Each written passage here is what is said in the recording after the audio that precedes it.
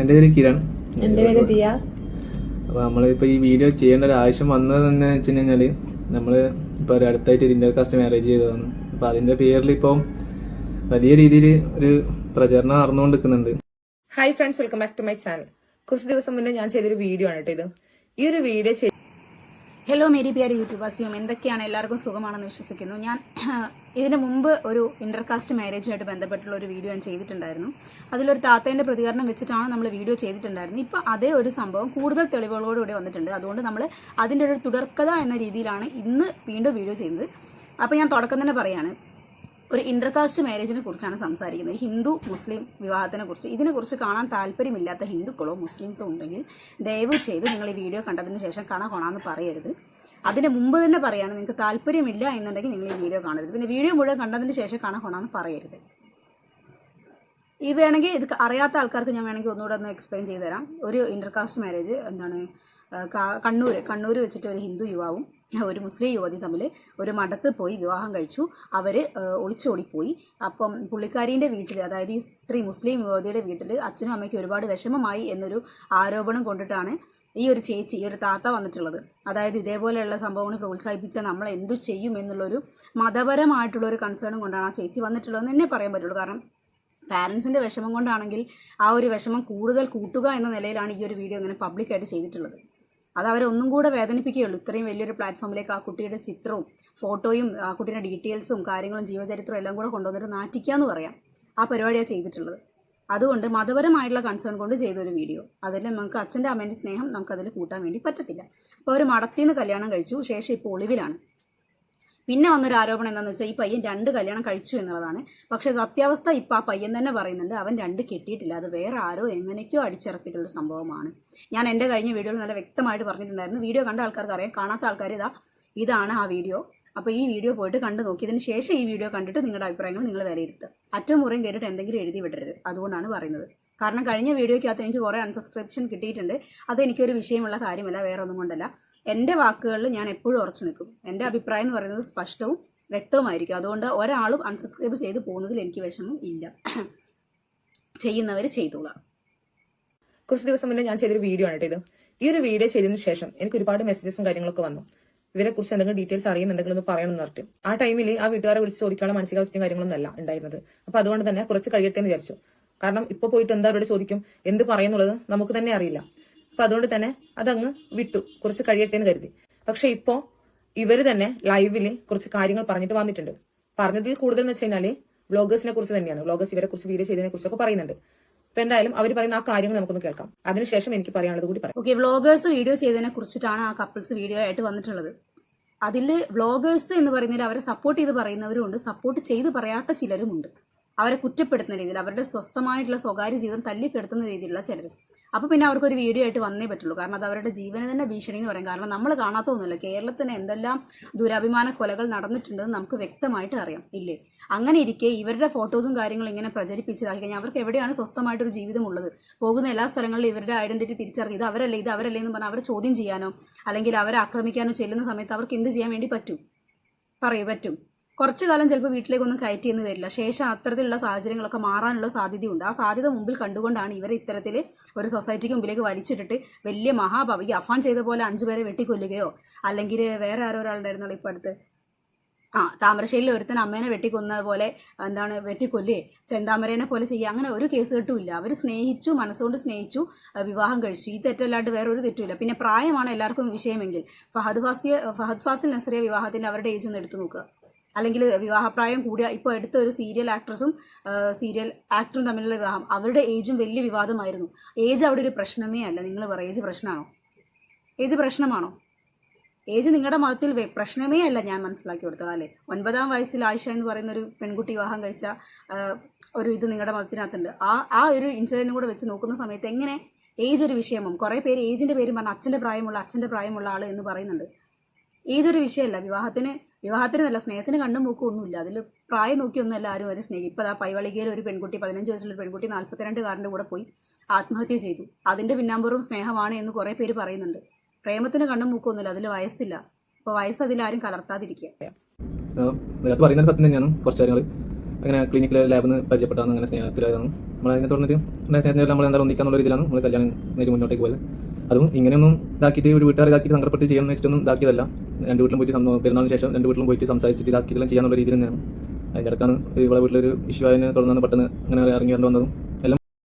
ഞാൻ പറഞ്ഞത് ഏതെങ്കിലും ഒരു വീട്ടിൽ എന്തെങ്കിലും ഒരു പ്രശ്നമില്ലാതെ അവരെ ഒളിച്ചോടില്ല. ഒന്നെങ്കിൽ അത് ചെക്കൻ്റെ വീട്ടിൽ അറിഞ്ഞിട്ട് എന്തെങ്കിലും വലിയ പ്രശ്നമായി കാണും, അല്ലെങ്കിൽ അത് പെണ്ണിന്റെ വീട്ടിൽ അറിഞ്ഞ് വലിയ പ്രശ്നമായി കാണും. അല്ലാണ്ട് ഒരു പ്രശ്നമില്ലാതെ വെറുതെ ഒരു തോന്നലിൽ ആരും ഒളിച്ചോടില്ല. അത് ചെയ്യത്തില്ല. കാരണം അവർ തന്നെ പറയുന്നുണ്ട് വീട്ടിൽ പോയി പറയാനിരുന്നതാണ്. അതിൻ്റെ ഇടയ്ക്കാണ് പെണ്ണിന്റെ വീട്ടിൽ പ്രശ്നമായി, പെണ്ണിന് വേറെ നിക്കാഹ് കാര്യങ്ങളൊക്കെ ഉറപ്പിച്ചു, വേറെ നിവൃത്തിയില്ലാതെയാണ് അവിടെ ഒളിച്ചോടിയത്. അവരെങ്ങനെ തെറ്റു പറയാൻ പറ്റും? വീട്ടുകാർ ഈ സ്നേഹം അംഗീകരിച്ചിട്ടുണ്ടായിരുന്നെങ്കിൽ ഈ ഒരു ഒളിച്ചോട്ടം ഒഴിവാക്കാമായിരുന്നു. പക്ഷെ അവിടെ മതം ഒരു വിലങ്ങുതടിയായി, അങ്ങനെ പറയാം. അതാണ് ഒന്നും പ്ലാൻ ചെയ്തിട്ടൊന്നുമല്ല. അങ്ങനെ ഇപ്പോൾ കഴിഞ്ഞ ഫെബ്രുവരി 27 നിങ്ങൾ എൻ്റെ ഒപ്പം വരുന്നത്. നമ്മൾ എന്നിട്ട് വേറെ എവിടെയും പോയില്ല, നേരെ വളവാട്ടണം സ്റ്റേഷനിൽ പോയി അവിടെ SI കണ്ട് സംസാരിച്ചപ്പം പറഞ്ഞു നമ്മൾ എങ്ങനെയാ വെച്ചാൽ വേഗം കല്യാണം കഴിക്കുന്നത് എങ്ങനെയാ വെച്ചാൽ നോക്ക്, എന്നിട്ട് നേരെ സ്റ്റേഷനിലേക്ക് വന്നാൽ മതി, അവിടുന്ന് വീട്ടുകാരെ വിളിച്ച് സംസാരിക്കാമെന്ന് പറഞ്ഞു. നമ്മളങ്ങനെ ഇപ്പോൾ ഇന്റർ കാസ്റ്റ് ആയിട്ട് തന്നെ കഴിക്കണം എന്നുള്ളതും നമ്മൾ കുറേ അന്വേഷിച്ച് എവിടെ നിന്നാണ് കാസ്റ്റ് മാറാണ്ട് ഇങ്ങനെ കഴിക്കാൻ പറ്റുമെന്നുള്ള കാര്യങ്ങളോ. അപ്പോൾ അങ്ങനെ ഒരു ഫ്രണ്ട് പറഞ്ഞതിൽ നമ്മൾ കോഴിക്കോട് ആര്യ സമാജത്തിലെത്തി. അപ്പോൾ അവിടെ പോയി അന്വേഷിച്ചപ്പോൾ നടത്തിയിട്ട് അന്വേഷിച്ചപ്പോൾ പറഞ്ഞത് അവിടെ ഇപ്പോൾ കാസ്റ്റ് മാറിയാൽ കൈവേഗം മാരേജ് ചെയ്ത് കൊടുക്കുന്നത്. അത് സംബന്ധിച്ച് നമുക്ക് സർട്ടിഫിക്കറ്റ് വേണ്ടതുകൊണ്ട് അങ്ങനെ ഇതാക്കിയേ പറ്റും.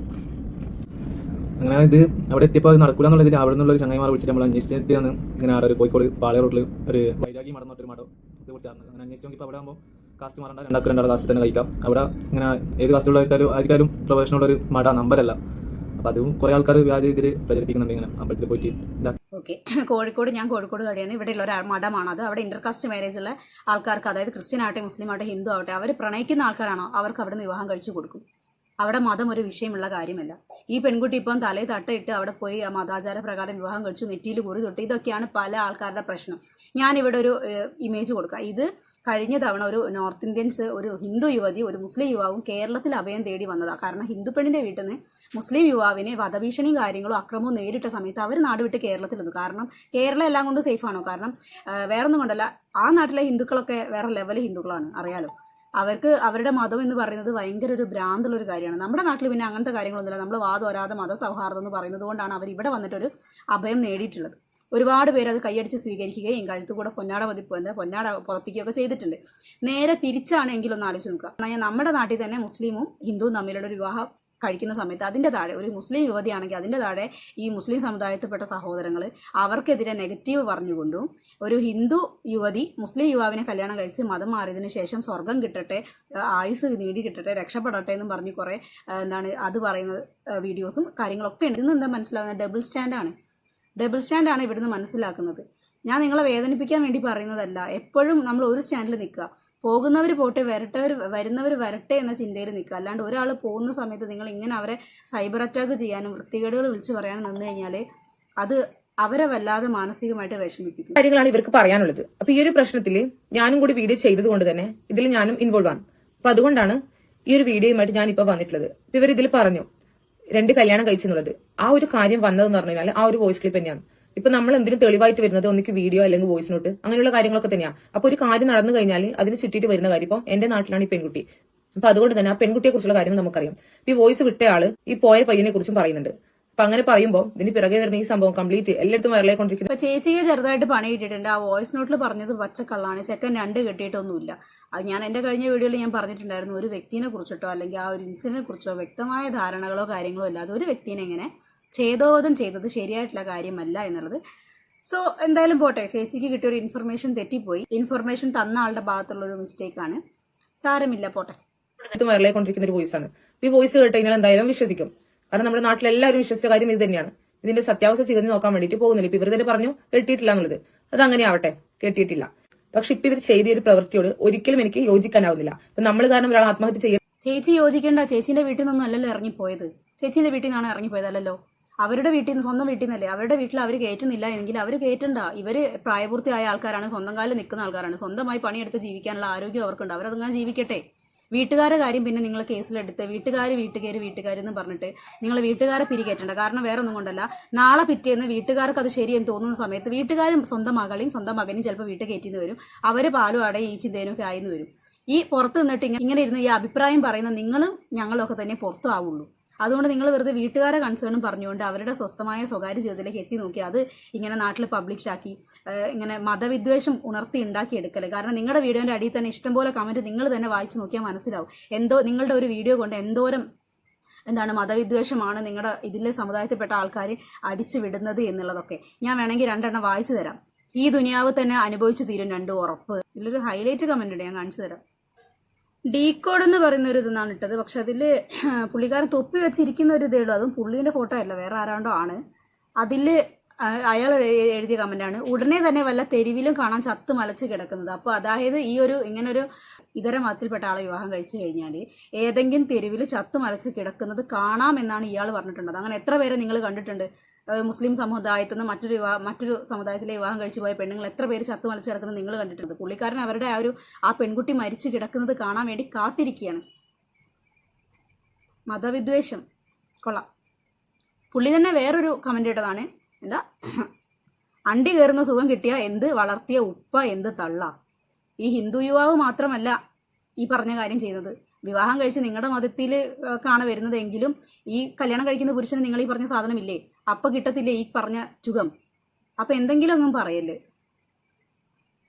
അച്ഛനും അമ്മയും കാണിച്ചു കൊടുക്കുന്ന ആള് തന്നെ ആ കുട്ടിക്ക് പെർഫെക്റ്റ് എന്ന് അത് തീരുമാനിക്കേണ്ടത് ആ പെൺകുട്ടിയാണ്. വിവാഹശേഷം ഒരുപക്ഷെ ആ ദാമ്പത്യ ജീവിതം ശരിയല്ലാത്ത രീതിയിലാണ് പോകുന്നതെങ്കിൽ നിങ്ങൾ ഉണ്ടാക്കി കൊടുക്കുക ആ ഒരു ജീവിതം.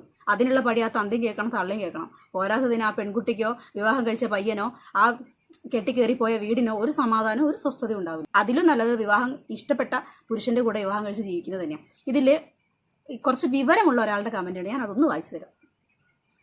അവർ അവിടെ ജീവിക്കട്ടെ, ഒരിക്കലും പിടിച്ചു വാങ്ങി നിർബന്ധിച്ചുണ്ടാക്കാൻ പറ്റുന്നതല്ല സ്നേഹം. പണ്ടും ഇത്തരം മിശ്ര വിവാഹങ്ങൾ എത്രയോ ഉണ്ടായിരുന്നില്ലേ?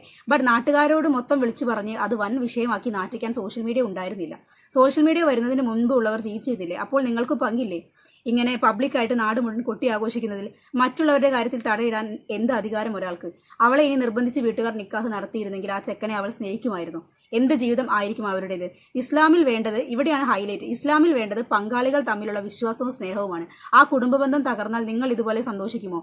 അവളുടെ ചെയ്തികൾക്ക് അവൾ അള്ളാഹുവിനോട് ഉത്തരം പറഞ്ഞോളൂ. ഞാനൊരു മുസ്ലിം തന്നെയാണ്, നോമ്പെടുത്താണ് പറയുന്നതും. ഇസ്ലാമിൽ നിർബന്ധിതമായ ഒരാളെ പിടിച്ചു വെക്കാൻ അനുവദനീയിച്ചിട്ടില്ല. മിശ്രവിവാഹം സപ്പോർട്ട് ചെയ്യുകയല്ല. PC ജോർജിന്റെ വർഗീയ വിഷം വമിക്കുന്ന പരാമർശത്തിൽ കണക്കിന് കമന്റ് ചെയ്തിട്ടാണ് ഇവിടെ വന്ന് ഇത് പറയുന്നതും. മാതാപിതാക്കൾക്ക് പൊരുത്തപ്പെടാൻ ആവുന്നില്ല എങ്കിൽ അതിന്റെ നന്മ തിന്മകൾ തൂക്കി വിധി പറയേണ്ടത് പടച്ചവനാണ്, നാട്ടുകാരല്ല.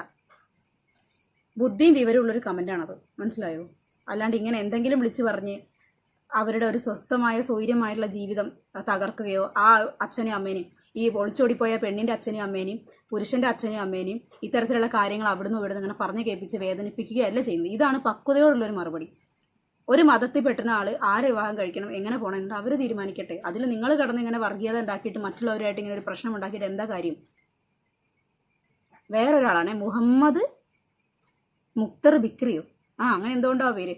മൂത്രം ഒഴിച്ചാൽ വൃത്തിയാവില്ല, രോമം കളയില്ല. ഇങ്ങനെ വൃത്തിയില്ലാത്തവരുടെ കൂടെ കുറച്ച് ജീവിച്ചാൽ മനസ്സിലാവും ബിരിയാണി പോയി കഞ്ഞിയായി. ചേട്ടൻ എന്തോ അടുത്തറിഞ്ഞ പോലെയാണ് രോമം വടിക്കാറില്ല എന്നൊക്കെ പറയുന്നത്. ഇയാളാണെന്ന് തോന്നുന്നുണ്ട് ഹോൾസെയിൽ രോമം വടിക്കാരൻ. അതായത് ഇങ്ങനെയുള്ള ആൾക്കാരൊന്നും ചിലപ്പോൾ ഇയാളെ രോമം വടിക്കാൻ വിളിച്ച് കാണത്തുണ്ടാവില്ല. അതുകൊണ്ടായിരിക്കും ഇത്ര 100% ഉറപ്പി പറയുന്നത് ഇവർ മൂത്രം ഒഴിച്ചാൽ കഴുകില്ല, വൃത്തിയാക്കില്ല, രോമം കളയില്ല എന്നുള്ളതൊക്കെ. അങ്ങനെയാണെങ്കിൽ ഞാനൊരു കാര്യം ചോദിച്ചു നോക്കട്ടെ. ഈ മുസ്ലിംസ് ഒരു വിഭാഗം മാറ്റി നിർത്തി കഴിഞ്ഞാൽ ഹിന്ദുക്കള് ക്രിസ്ത്യൻസ് എന്ന് പറഞ്ഞിട്ട് ഒരുപാട് മതസ്ഥർ നമ്മുടെ ഇന്ത്യയിൽ തന്നെ ഉണ്ട്, ഒരുപാട് പേര്. അങ്ങനെയാണെങ്കിൽ ഈ അത്രയും മെജോറിറ്റി ആളുകൾക്ക്, ആ ഒരു മതത്തിൽപ്പെടുന്ന പുരുഷന്മാർക്ക് വൃത്തിയില്ല, അവരിതൊന്നും ക്ലീൻ ചെയ്യുന്നില്ല എന്നാണോ നിങ്ങൾ പറയുന്നത്? അത് നിങ്ങൾ എങ്ങനെയാ പറയേണ്ടത്? ഇത് ജനിച്ച സമയത്ത് നിങ്ങൾക്ക് കട്ട് ചെയ്ത് വന്ന സാധനമൊന്നുമല്ലല്ലോ, നിങ്ങൾ ജനിച്ചതിന് ശേഷം കട്ട് ചെയ്ത് വിടുന്നതല്ലേ. അങ്ങനെയാണെങ്കിൽ എന്തുകൊണ്ട് സ്വന്തം മതത്തിൽപ്പെടുന്ന പുരുഷന്മാർക്ക് ഇങ്ങനെ കട്ട് ചെയ്ത് ഇത്തരത്തിൽ വൃത്തി വേണം എന്ന് എന്തുകൊണ്ട് പടച്ച തമ്പുരൻ വിചാരിച്ചില്ല? അങ്ങനെയാണെങ്കിൽ എന്നാൽ പിന്നെ നിങ്ങളൊക്കെ ഈ മുസ്ലിം മതത്തിലെ പുരുഷന്മാരെ ജനിപ്പിക്കുന്ന സമയത്ത് തന്നെ ഇത് കട്ട് ചെയ്തിട്ട് എന്തുകൊണ്ട് പുറത്ത് വിട്ടില്ല? അങ്ങനെയാണെങ്കിൽ നിങ്ങൾക്ക് ഇവിടുന്ന് കട്ട് ചെയ്യേണ്ട ആവശ്യം വരുന്നില്ലല്ലോ. സോ എല്ലാ മനുഷ്യന്മാരെയും ദൈവം ഒരേ രീതിയിൽ തന്നെയാണ് പടച്ചു വിട്ടിട്ടുള്ളത്. പുരുഷന്മാരെ, എല്ലാ മതത്തിലെ പുരുഷന്മാരെയും എല്ലാ മതത്തിലെ സ്ത്രീകളെയും ഒരേപോലെ തന്നെയാണ് ദൈവം സൃഷ്ടിച്ചിട്ടുള്ളത്. ഭൂമിയിൽ വന്നതിന് ശേഷം മതങ്ങൾക്കനുസരിച്ചും അതിൽ എഴുതി വെച്ചിട്ടുള്ള കാര്യങ്ങൾക്കനുസരിച്ചും ശരീരത്തിൽ മാറ്റങ്ങൾ വരുത്തുക ചെയ്തിട്ടുള്ളത് അല്ലേ? ഇതുപോലും മനസ്സിലാക്കാതെ മറ്റ് മതത്തിലെ ആൾക്കാരെ കുറ്റം പറഞ്ഞിട്ട് എന്തിനാ ഇങ്ങനെ വർഗീയത ഉണ്ടാക്കുന്നത്? ഇങ്ങനെയുള്ള ഓരോ വീഡിയോയ്ക്ക് താഴെ വരുന്ന കമന്റുകളാണ് കൂടുതൽ വർഗീയതയ്ക്ക് ആക്കം കൂട്ടുന്നത്. എന്ത് കാര്യത്തിന്? അവരവരുടെ സ്വസ്ഥമായ ജീവിതം നയിച്ചോട്ടെ. ഈ ഒരു കാര്യം പറഞ്ഞുകൊണ്ട് ഇപ്പോൾ എന്തോരം പേര് അവരവരുടെ ഇൻസ്റ്റാഗ്രാം പേജിലാവട്ടെ അല്ലെങ്കിൽ യൂട്യൂബിലാവട്ടെ കിടന്ന് അടിപിടി കൂടുന്നുണ്ട്. എന്താ ആവശ്യത്തിന്? നിങ്ങൾക്ക് എന്തെങ്കിലും കിട്ടുന്നുണ്ടോ? കുറെ വർഗീയത തുപ്പുക എന്നല്ലാണ്ട്. ഈ സ്നേഹിക്കുന്നവർ പരസ്പരം സ്നേഹിച്ച് ജീവിക്കട്ടെ. ഇനി അവിടെ പോയി കുളം കലക്കണ്ട. ഇനിയിപ്പോൾ എല്ലാവരും എൻ്റെ വീട്ടിലെ കാര്യങ്ങളും ചോദിച്ചു, നിന്റെ വീട്ടിലാണെങ്കിലും ചോദിക്കണം. എൻ്റെ വീട്ടിൽ ഞങ്ങൾ വിവാഹം കഴിച്ചത് പ്രേമിച്ച് തന്നെയാണ്, ഇഷ്ടപ്പെട്ട പുരുഷന്മാരെ കൂടെ തന്നെയാണ്. ഞങ്ങളുടെ സ്നേഹം ഞങ്ങളുടെ വീട്ടുകാർ അംഗീകരിച്ചിട്ടുണ്ട്, ഞങ്ങൾ ഹാപ്പിയാണ്. മനസ്സിലായോ? ഇനി അതും പറഞ്ഞുകൊണ്ട് ആരും വരണ്ട. പിന്നെ എൻ്റെ കഴിഞ്ഞ വീഡിയോയ്ക്കകത്ത് കുറേ പേര് നെഗറ്റീവും തെറിയും കാര്യങ്ങളൊക്കെ പറയുന്നുണ്ട്. അങ്ങനെ പറയുന്നവർ പറഞ്ഞോളൂ, നോമ്പ് മാസമൊക്കെ അല്ലേ, നിങ്ങളെ പടച്ചവൻ കൂടുതലായിട്ട് അനുഗ്രഹിക്കട്ടെ. അതുകൊണ്ട് മറ്റൊരു വീഡിയോ ആയിട്ട് കാണുന്നവരെ